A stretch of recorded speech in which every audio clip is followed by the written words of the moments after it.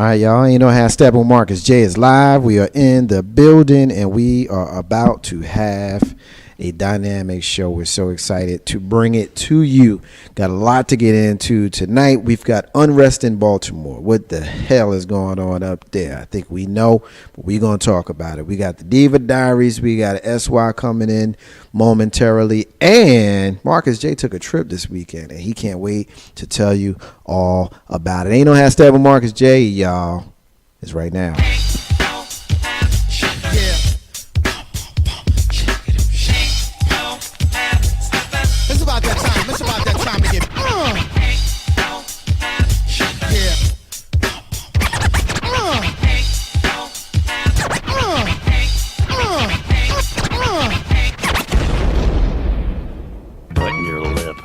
Open your ears, strap on your thinking cap. Socially conscious talk that's entertaining with a dash of humor and the top sports stories of the week. It's time for Ain't No Half Steppin' with Marcus J. Sellers has Jordan. Jordan with 2 seconds to go. Puts it up and scores at the buzzer. Michael Jordan has won it for Chicago. Manning lobs it. Burris alone. Touchdown, New York. Down goes Frazier. Down goes Frazier. Down goes Frazier. He hits one deep to right center. That ball is out of here. The Yankees win the pennant.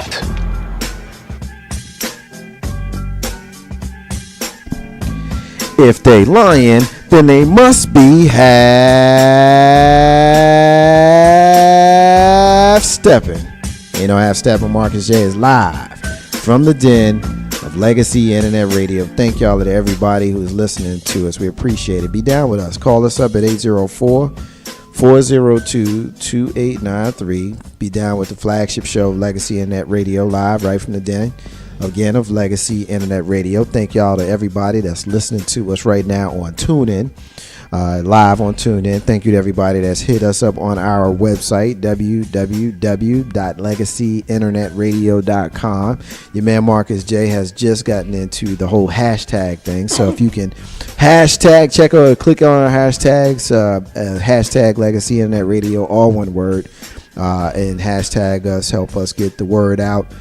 Not just this show, but we're here every single day of the week, 6-7 days, actually 7 days a week, obviously, that we're here on Legacy Internet Radio. So we appreciate it. Thank y'all for checking in with us tonight. As I kind of let it off here at the very beginning, we got a lot to get into tonight. So, of course, as we do right here in the very beginning of the show, I don't like to waste no time. I like to get right into the introductions. My co-host, S.Y. Butler, will join us a little while later in the show. But right here, right now, you hear this sister here on the fourth Monday of every single month. She brings us the Diva Diaries. I got my sister, Arthur Charisma, the dating pool diva. What's up, Diva? Hey, how you doing? I'm fabulous. I'm good. How you doing? I'm well. I made it through the day alive, so you that's made it good. through the day alive, and like ain't nobody like mess with you, and you ain't mess with nobody. It was pretty peaceful. It wasn't no drama. No drama. I said drama. No drama either. So you didn't have neither one? I ain't have neither one. Drama's worse than drama, because when it's just drama, it's like, when it's drama, you know, the stuff is about to hit the fan when it's that. No, none of that. Yeah, none of that. All right, so it was cool and peaceful. You didn't have no road rage. You didn't run nobody in no ditches or nothing? You know what? I think it's the lavender that I've been putting in my house. They say that lavender is a nice herb for calming you down, and I've been putting drops of it in a little water fountain in my house, and you can smell the aroma when you walk in my house. I've been calm ever since, man. Let me find out you got a system set up. I got a system set up to now. keep yourself from going crazy and acting up. Well, I might have to talk to you after this is all over. Whatnot. Ain't no hashtag on Marcus J. 804-402-2893. Thank you to the folks listening to us right now in Jersey City, New Jersey, and thank you to the folks listening to us in Richmond, Virginia, as well as the folks down in Atlanta, Georgia, Los Angeles, California, Indianapolis, Indiana, as well as Chicago, Illinois. We see the lights are on in those cities already right here at the beginning of the show, so we appreciate it. There's a lot to get to. We're not going to waste no time, Diva. If you've been under a rock for the last week to 10 days, then you may not know what's going on in Baltimore. But, Baltimore is a city right now that has us all saying, what the hell? Just to kind of set it up, Freddie Gray was a black man who was videotaped being arrested by Baltimore City Police a little over a week, almost 2 weeks ago. And the video shows that he was being dragged off of what looked like a stoop and put into the back of a police van. He was unable to walk. We later find out that he was unable to walk because of the injuries that he appears to have sustained during his arrest.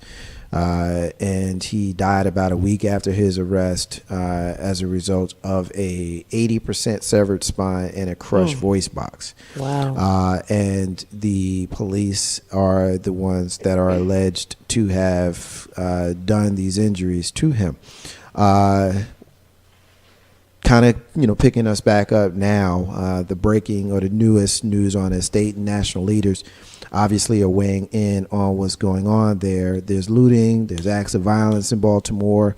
You've got the governor there that he is saying, quote, he's put the Maryland National Guard on alert so that they can be in position to deploy rapidly as needed. There's a significant difference between protesting and violence, and those committing these acts will be prosecuted under the fullest extent of the law. This is the Maryland Governor Larry Hogan. President Barack Hussein Obama met with the newly sworn in Attorney General Loretta Lynch, which is another conversation we need to have, how the Republicans held up her confirmation for months before they confirmed her, but they did confirm her last week. Of course, newly confirmed Attorney General Lynch has assured the president that she would continue to monitor the events in Baltimore. The Department of Justice stands ready to provide any assistance that might be helpful there. The latest report, the rioting and looting that's going on in Baltimore, outrageous criminals attacking officers, is the quote from Captain Eric Kowalczyk. As he told reporters, there's all kinds of stuff going on, and at least 7 police officers have been injured in the fracas. There's a lot going on, a lot to kind of react to. There's threats to the police department. Baltimore Police Department said it received credible threats of gangs teaming up to take out officers, take out in quotations. They didn't say where they got the information or whether the threat was tied to Freddie Gray, which is the gentleman that we spoke of. His death, of course, sparked all of this unrest here in Baltimore. But Diva, I guess I kind of got it set up. I want to have a dialogue with you and see what your thoughts are and see if we can kind of make some sense of what's going on in Baltimore. Any thoughts about how we've got this set up? It's funny you brought up this topic. Before I came here, I was having a conversation online on Facebook with a friend and some of his friends, and he was discussing, how there are all these Facebook protesters and people who want to try to act like they're big and bad, riling up everybody and getting everybody so excited. And he's like, well, I'd like to see you be out there in the midst of it instead of just talking a bunch of crap and getting other people riled up to end up locked up or beat down or killed. And, we had a long dialogue between several different people. And basically what it came down to, I think everybody in that feed agreed that money has power, and us being able to, think before we act. Right now we're just reacting. We're just reacting off of emotions, and we really can't help anybody. We can't stop anything that way. Right. It has to be, we have to be strategic, and we have to think ahead, and what can we do differently that'll be more effective than what we've done in the past. Right. So that's basically the discussion. I saw a meme a couple of days ago, and just allow me to kind of read it. It's very long, but you'll understand why I wanted to read the whole thing. Diva and listeners, 804-402-2893 is the number to dial, be part of the discussion. The meme basically says, did you hear about the black man killed by police this month?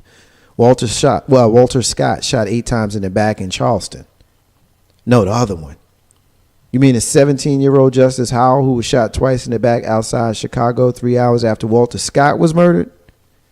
No, the other one. Oh, Philip White in New Jersey, whose face was chewed off by a canine dog and bled to death while officers tried to seize video evidence from witnesses. Nah, the other one. Oh, Eric Harris from Tulsa, who was screaming, "Oh my God, I'm losing my breath," after being shot in the back, to which the commanding officer responded, "F your breath." Nah, the other one. Oh, Freddie Gray from Baltimore, who, despite committing no crime, was taken into custody and savagely beaten by police until they severed his spine in 3 places, collapsed his voice box, only to die in agony 7 days later. I mean, we talk about this all the time. You know, it's not the first time we've talked about this. You know, earlier this year and last year, I've read the names of the 20, black men killed by police officers, in the last, several years. And, you showed me the post from the person who said what they said about, the Facebook activists. And, I understand that, the people who, in a lot of ways, go on Facebook and incite, violence and all that kind of stuff. I'm a fan of a brother by the name of Joe Madison. Joe Madison is a syndicated talk show host. If you watch MSNBC, you see him often, particularly on Al Sharpton's show, Politics Nation. And I listen to him every morning. One thing that he always asks is just a simple question: what are you going to do about it? Right. What are you going to do about it? You'll have these situations that'll come up. What are you going to do about it? What are you going to do about it? And my thing is, as long as you are a part of the solution, then you're not part of the problem. When you're going out there and you're burning down towns and you're messing up the neighborhoods where you live and you're attacking, police officers, you are becoming a part of the problem. You're not doing anything positive. And I understand how frustrated you are, because I'm frustrated. I understand how angry you are, because I'm angry. I understand how militant these things can make you feel. But you got to remember that you're not going to solve a problem by contributing to it. And burning down towns and attacking people and things of that sort is not how you get justice for Freddie Gray and Eric Harris and Philip White and Justice Howell and Walter Scott and others like them. That's not how you do it. That's not how you get justice. Now, I got all kinds of problems with the government in Maryland right now, because the truth of the matter is, we need there to be some sort of transparency. We need to know what's going on. What did y'all arrest him for? What was the charge? Why were you dispatched to the area? What happened in the areas that didn't have video? What happened to Freddie Gray? Because you don't get a severed spine and a crushed voice box by accident. Right. I don't want to oversimplify this, but they beat his ass. Right. Somebody did. And if the police are the ones who did it, then they need to be held accountable. And I say if, kind of with my tongue in my cheek, we know they did it. It's only a matter of time before we figure out what the deal is. Like the guy who shot Eric Harris, that guy, I can't remember, this is in Tulsa, and I can't remember the 73-year-old police officer, not really police officer. I can't remember his name. This was the guy who was the insurance agent, who was a benefactor of the police department, who couldn't determine his gun from his taser, and he shot the guy in the back. And that was when the other officer, when Eric Harris was screaming, "I'm losing my breath," the guy says, "Well, F your breath." I don't just, I get tired of coming on here every single week and saying that this don't happen in other communities. I got a friend of mine. She's a white female Republican, and I qualify that person, to make the point that, they shared a story, and I don't, I haven't gotten permission from her to share the story, so I won't. But I'll just kind of say that she shared a story with me a few days ago of her own experience with regards to dealing with the police. And she saw, in her own words, she shared with me how she saw how the police treated black men and how they treated her. And the difference was how they were very rude and nasty to the black men who weren't doing anything other than being in the area, which was not an illegal area for them to be in, versus how they treated her. And it was eye-opening for her, and she was outraged. And again, I don't want to say too much because I haven't gotten permission from her to share the story, but the situation was such that if there was anybody that needed a discussion from the police, it was probably her and not them. And when I see news stories like the one we talked about a couple of months ago, David, I want you to jump in here, about how the white woman in a middle-class area saw the white man in work clothes breaking into houses, middle-aged white men breaking into houses, but the news story showed, black men in saggy pants. Right. And of course I was outraged by that to the point where I actually, called the news station, wrote letters to the news station, and they actually took it down off of the website. What was the purpose of them showing the different Because people? that was file footage of burglary. And in the rush to get the story, this is what they told me, in the rush to get the story out, they just went to file footage of peeping toms, any burglar, peeping toms and things of that sort. And my issue with that is, we know that there's issues with our community. We know that there's a lot of cleanup that we need to be doing. No one's running from our responsibilities when it comes to this kind of stuff. But when you make a concerted effort to be part of the problem and not the solution, you can't make that kind of mistake, news station. Right. You can't, have so many current instances, and this is 5: Walter Scott, Justice Howell, Philip White, Eric Harris, and Freddie Gray, just in April of 2000. That's just this month. You can't have all those instances come up, shootings by the police or death by police, and expect not to see unrest. Right. I will never endorse violence, ever. I'm not going to endorse it from police. I'm not going to endorse it from civilians. I'm not going to endorse it from the National Guard. I'll never endorse violence. But you can't be surprised by people who are living in dire straits and in poverty-stricken neighborhoods who don't feel safe, and they don't trust the police. Right. And so what are they supposed to do if something happens and they need help? They can't even call you out of fear that you're going to do something to them. Right. I get so outraged by this.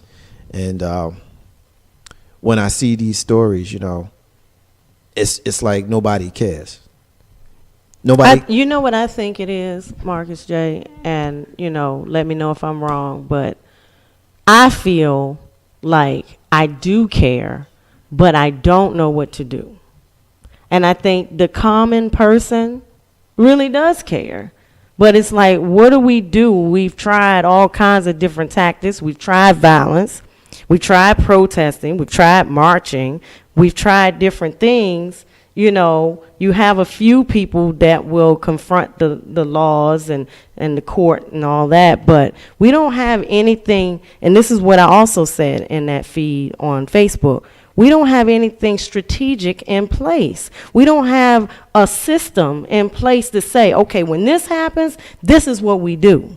We just react. We're not proactive in solving the problem, and as long as we're reactive, we're going to keep having the same problem. Yeah, no, I agree with you. 100% agree with you on that point. When I look at the fact that we don't have a lot of cohesion, and there's so many problems here. You get a lot of people who are pro-police, who are unaffected by these people being killed in the street, that would say if you're not in a position to be, dealing with the police, then you won't have to worry about that. And the guy who was running from the police, when he was shot 8 times in the back, he had a busted taillight. Something as simple as a busted taillight, he ends up dying. And you could say, well, he was running from the police. Yeah, he was running from. Emphasis on the words running. And from. So maybe he had something dirty in his past. Maybe he had a reason to be afraid. Who knows? But at the end of the day, he was running from the police. Right. He wasn't tussling with the police. And even if he was, at the time of his shooting in the back 8 times, he was running from the police. And I think it's definitely time for not no civil rights leaders, not no, fake ass leaders of the black community, because I'm over that. I'm absolutely the last one of those real ones died on April 4th, 1968. For me, Martin Luther King. That was the last time there was a real leader in quote unquote, the black community. But the leaders are the ones that's in this room. The leaders are the ones that's in the neighborhoods. The leaders are the ones that own businesses. The leaders are the ones who run households. Those are the leaders. Right. And I think there needs to be some sort of cohesion there for folks to come together and to realize that the only way, and this is my honest opinion, the only way that you combat this is that you get together with other folks and stop being so adversarial, stop being so negative towards each other, stop being so hateful towards one another, and realize that you have more in common than you have apart. And I'm just talking about black people. You know, I'm not talking about nobody else. I'm not talking about Hispanics. I'm not talking about Chinese. I'm not talking about white people. I'm talking about black people. Because you can't do nothing outside your house until your house is straight. Right. So we need to figure out what the black agenda is, and we need to work towards that. But nothing can be done without financial stability. You can't. How you gonna, the language of this country, it may be English, but the other language is capitalism and money. And that's how you affect stuff. Look at the homosexual community and look at the fact that all you got to use is a homosexual slur mouthed to a teammate on a bench and watch how quick they make you apologize. And I'm talking about when Kobe Bryant said the word last year. How many times you watching NBA games, you seeing PSAs of people saying things about, don't, be disrespectful to the gay community and that sort of thing. I'm not comparing gays to blacks, but what I am doing is showing how you have a community of like-minded or like-kind people who understand that they have more in common than they do apart. Right. And they're banding together to fight a problem. Is that going to keep every single black person from being shot in the street? Of course it's not. But what it will do is it'll have a firm plan for when these things do happen, that you don't have a bunch of people in the street basically vindicating the people who think that it's okay to shoot you in the street by going out there and burning stuff down, and shooting cycle. Each other and all of this kind of stuff, man. I get so upset. I get so frustrated by it because, like you said, it's a vicious cycle. And I just get worried because, Mama J's generation, she's 11. And like the president of the United States that's in that generation, 40 years from now, 40, 50 years from now, he's like 10 years old right now, or she's like 10 years old right now. The stuff that they do and the mentality that they have, being raised by 23-year-old parents. Right.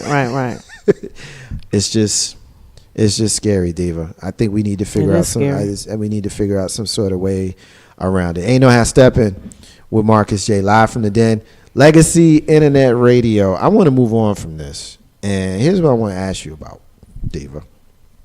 Yes, sir.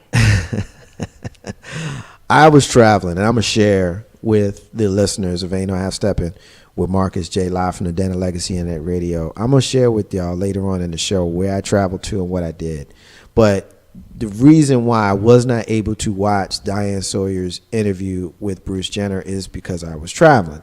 And the interview was on Friday night, and I understand that 18 million people watched the interview and they were captivated by it. And so in the interest of full disclosure, I didn't watch the interview.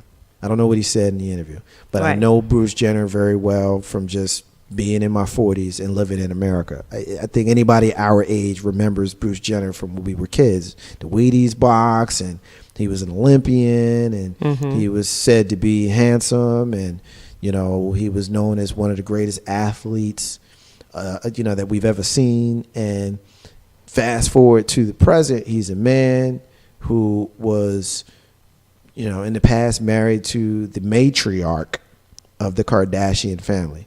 So if you're curious about what that means, Robert Kardashian is Kim and Khloe and whatever the other one's name, Kim, Khloe, and I don't know the other one's name, but he's their daddy. He was O.J. Simpson's lawyer. He passed away a few years ago. Their mother married Mr. America, Bruce Jenner.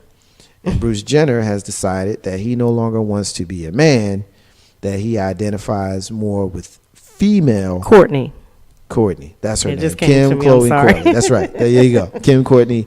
and Kim, Courtney, and Chloe. Bruce Jenner married their mother. And obviously they had a couple of other kids. Kylie is the one girl, and then there's the boy. I don't remember his name. And he's decided that he identifies more with being a woman, female, than being a man. And so, you know, in the interest of full disclosure, I don't run from anything on this show. You know, we're going to always be respectful, but we're going to have the conversation here on Ain't No Half Steppin' with Marcus J. Stu wants to be a woman. What's up with that? What you think? Well, me and my Facebook ventures, I had a discussion about this too. I didn't see the interview, by the way. I'm just kind of reacting off of what other people are saying and video commentary and stuff like that. There's a very popular girl on Facebook and YouTube, Lovely T, and she had kind of like a reaction or review of the interview, and she was talking about how a lot of black people, she feels like a lot of black people just don't understand the whole transgender thing, and that, you know, you have a choice to, you know, what your sexuality is or whatever, but a lot of times, you know, the transgender community will say it has nothing to do with sexuality. It's the way that they psychologically identify themselves. And that's how, you know, she put it. And I was like, you know, that's a good way of putting it, because a lot of people probably in general don't really understand it. And, you know, you see this man that, what they say, 65 years old or something like that, all of a sudden decides to want to dress like a woman. And does this mean that he's gay, or is he straight and he just feels like he's a woman? I mean, it is confusing if you think about it. I don't have a problem with it, whatever it is. Right. You know. Here's where I look at it. I am one who, I guess I'm a free spirit in the sense that everybody has the right to be whoever they are, however they are, whether other people understand it and agree with it or not. Right. What has helped me with my thought process is I grew up a Christian man, or Christian child, Christian boy, Christian young man. I'm not a Christian now. And I'm not Christian because I don't feel comfortable with Christianity. Mm-hmm. And I have taken some hits for that from people who are close to me. And the older I get, the less I care about their opinions. Right. Because I have to be who I am. And I'm comfortable with my relationship with the higher being. All that said, I understand how what you feel inside of you may not be politically correct. Mm-hmm. It may not go along with the crowd. It may not be with people who know you and love you, want you to be. It may not be what the world thinks you should be, and all that kind of stuff. Right. I don't live inside of Bruce Jenner's body and mind and soul. I don't care to. What Bruce Jenner does not affect me. Right. Nor does the 700,000 transgender people living in the United States, and that's the last estimate that I saw. Do I think it's weird? Yeah, I think it's weird that a dude wants to cut his balls off and be a woman. Mm-hmm. I think that's weird. Do I think that it's weird that people believe in Christianity? Yeah, I think that's weird. I think a lot of stuff is weird. But you know what? Every single person has the right to be what they want to be.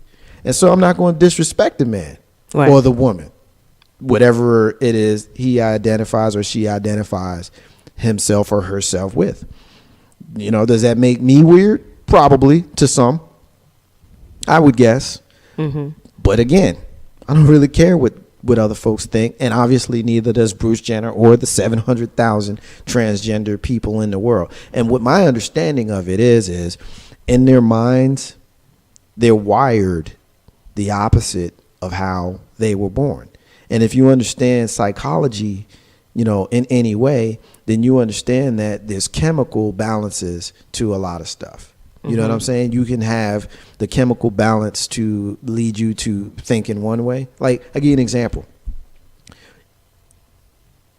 Men traditionally, as men, like sports and cars and hunting and guns and women and all that kind of stuff. Traditionally. And if you meet a woman who likes that kind of stuff, particularly as a little girl, what do you call her? You Call her a tomboy. Tomboy, you yeah. call her a tomboy.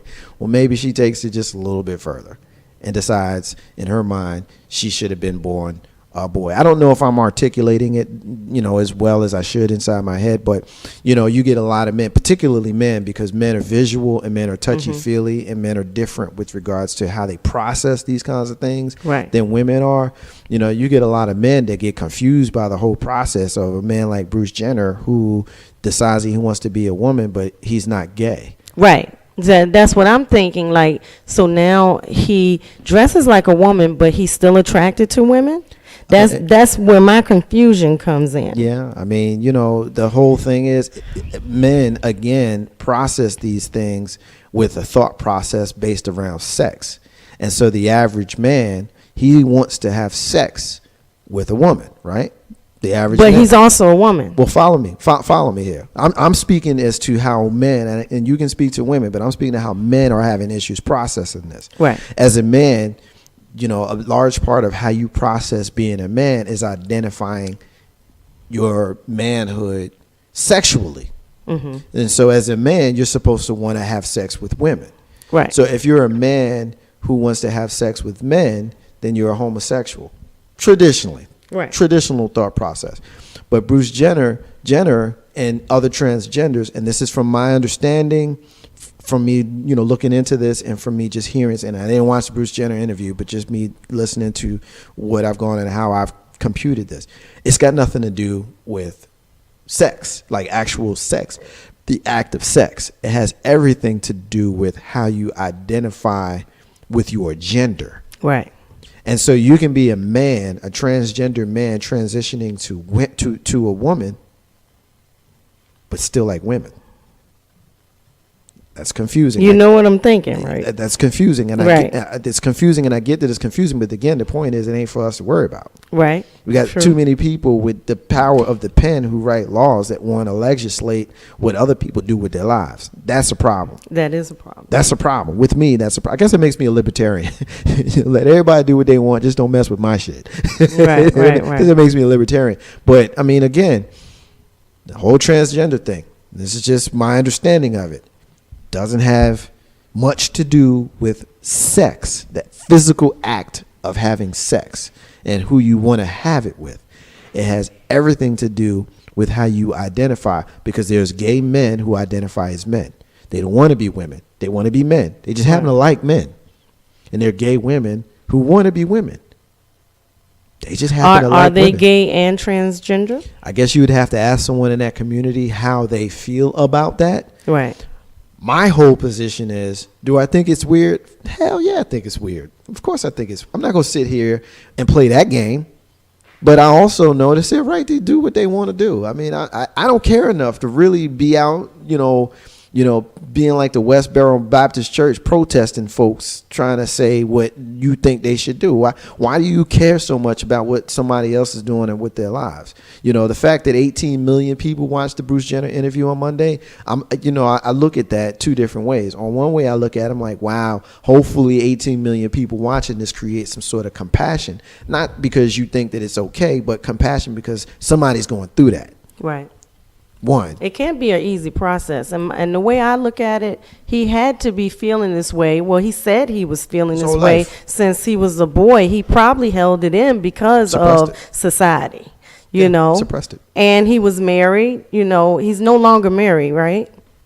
So that might have something to do with him deciding to go ahead and come out as himself. You got a lot of people that's tripping off of the fact that he's 65, but maybe it took him 35 years or 45 years to get the courage to actually do it. I mean, I don't know enough about the technology to say if it was even something that was physically possible when he was a young man, even if he could have done it. I mean, I don't know. I don't even know that I care enough. But I bring it up because love is my religion. That's my religion, love.